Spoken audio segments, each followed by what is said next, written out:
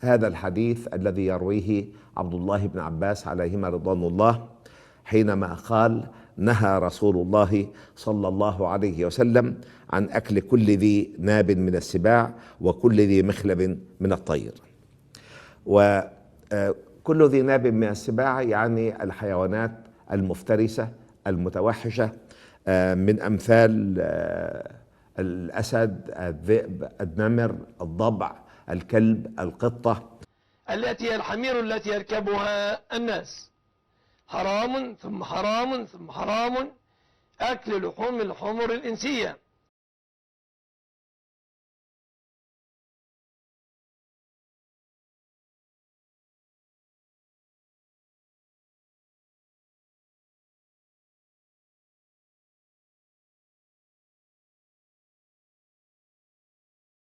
أحل لكم صيد البحر وطعامه متاعا لكم وللسيارة، وحرم عليكم صيد البر ما دمتم حرما، واتقوا الله الذي إليه تحشرون.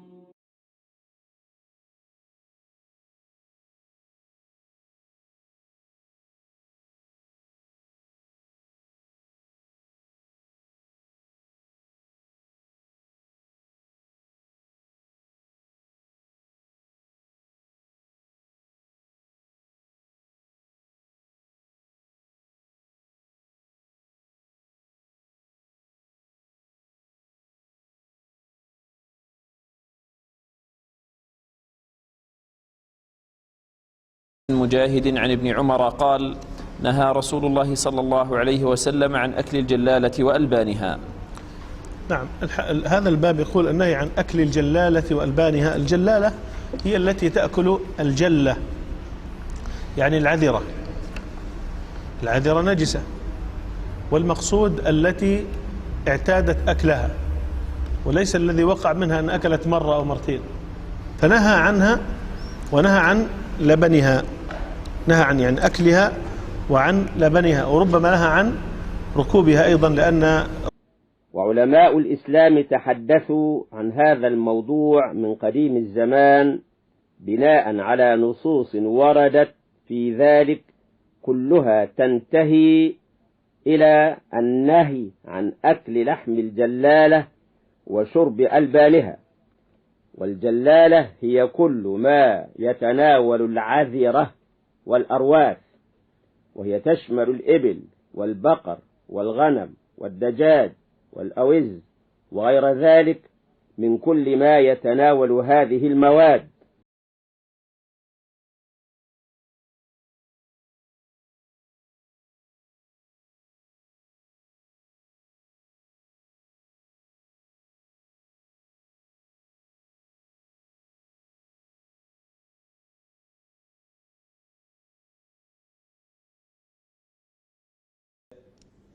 هل صحيح أن النبي صلى الله عليه وسلم لم يأكل الأرنب؟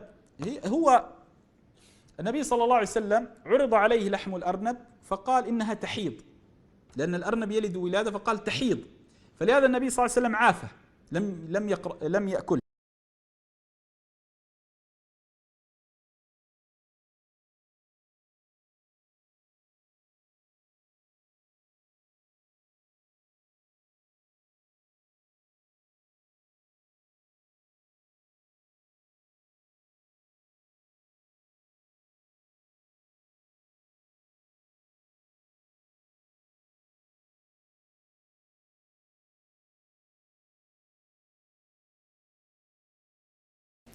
They have this pre-stomach, which is called the rumen, and if you look at the anatomy, you find the rumen, which is a large fermentation chamber, so the food that they chew, largely vegetation, enters into the rumen.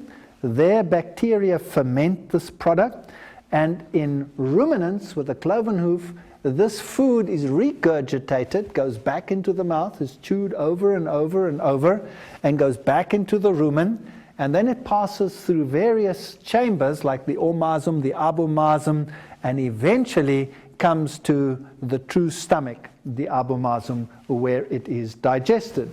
And this fermented food passes all the way through the intestine, and the rest is then defecated.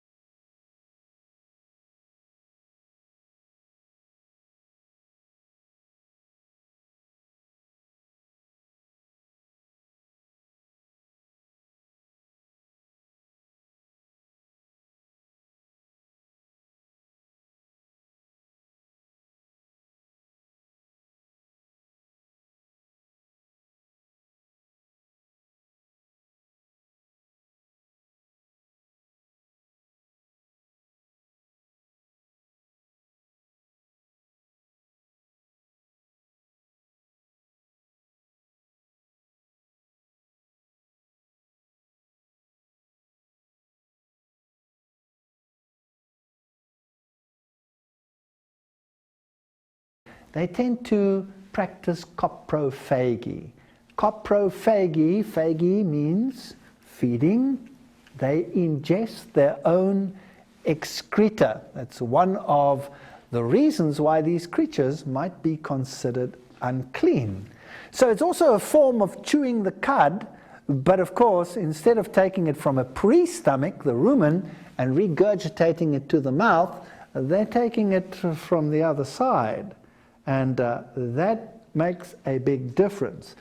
When the food passes through the intestine, then waste products are left, together with digestible products at the end. And when recirculated, some of these chemicals, like secondary bile salts and all of these issues which are detrimental, are added to the food chain. So a rabbit, for example, rather than having a pre-stomach, like a cow, has the fermentation taking place in the cecum, which is at the end of the intestine.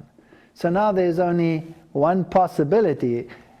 You can't put the entire intestine into reverse, so the product has to pass out of the intestine, and the rabbit produces two kinds of feces. One is the pellet form, and the other one is a soft form, which it eats directly from the anus, and thereby the bacteria and the fermentation products which make the meal complete are re-ingested.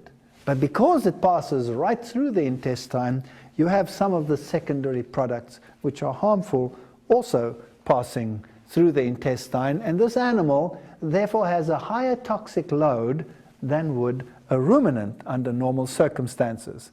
So we see the cecum here in this dissected creature is very, very large and lies there as a big fermentation chamber. If you unravel the intestine of a rabbit, for example, you have this normal intestine where the absorption takes place over here, and then you have the large cecum where the fermentation takes place.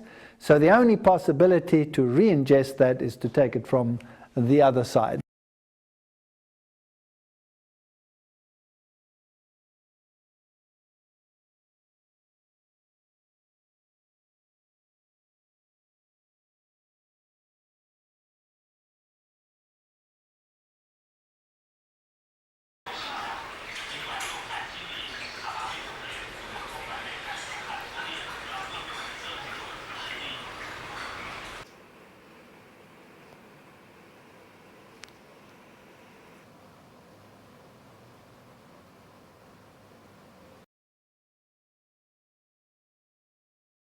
This is our rabbit, Nathan, also known as Ranger Rabbit. This is a whole plate full of cecotropes that he outputted. Let's see if he eats it all. You want this, boy? Here, boy. Let's take that out of your mouth. Here you go. Oh my gosh, he's going to town on this.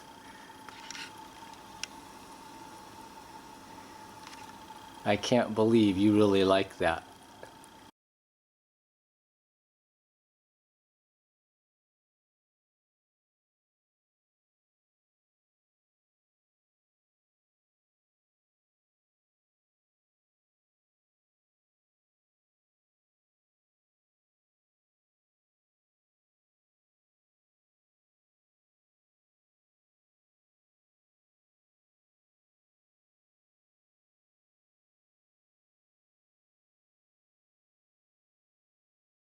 يعني البعض يقول أن من حكمة تحريم أكل الخنزير أنه يأكل الروث ويأكل الأوساخ ويأكل هذه الأشياء.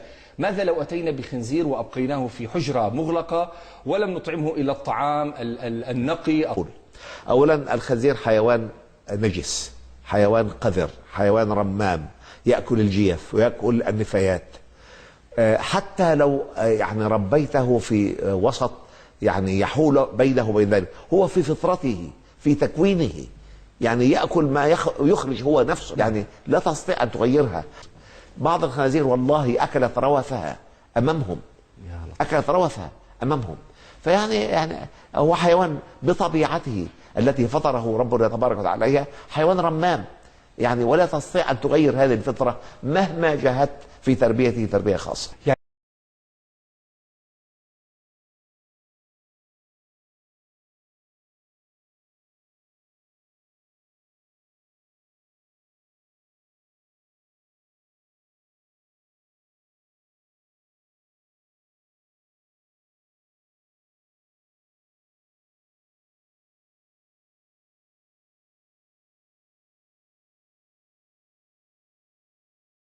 Now, an animal like a fish, which has fins and scales, is very interesting because somewhere in its life cycle, it is largely herbivorous, even if it is in the younger or larval stages that it is herbivorous. A fish is an amazing creature. It has a very high ability to detoxify itself. And of course, being situated in water, it's thermal. Eels, lampreys, catfish, all of these don't have scales. Now, where do they fit into the food chain? They are largely scavengers, and they will eat virtually everything. So they fall into the category of biological accumulation. They accumulate more toxins than the others do, and therefore should be considered unclean. Sharks and rays would fall into the category of the unclean, and they're a fascinating group of animals. Now, they live in marine environments, many of them, and when they live in the marine environment, they have a problem. They don't have the ability of the fish that have fins and scales to rid themselves of the salts which constantly move into the body as perfectly as the others do. So these creatures solve their osmotic water problems in a different fashions.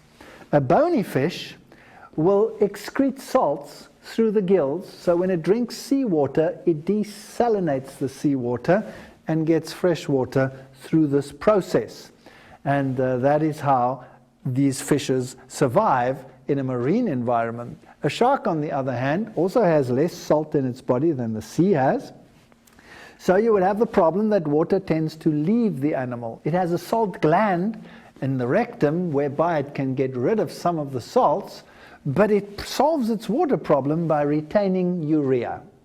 And so it has very high levels of urea. Urea is, of course, a waste product which other animals just excrete to get rid of it because it is toxic. But these creatures retain it and have developed a resilience and a resistance to this product.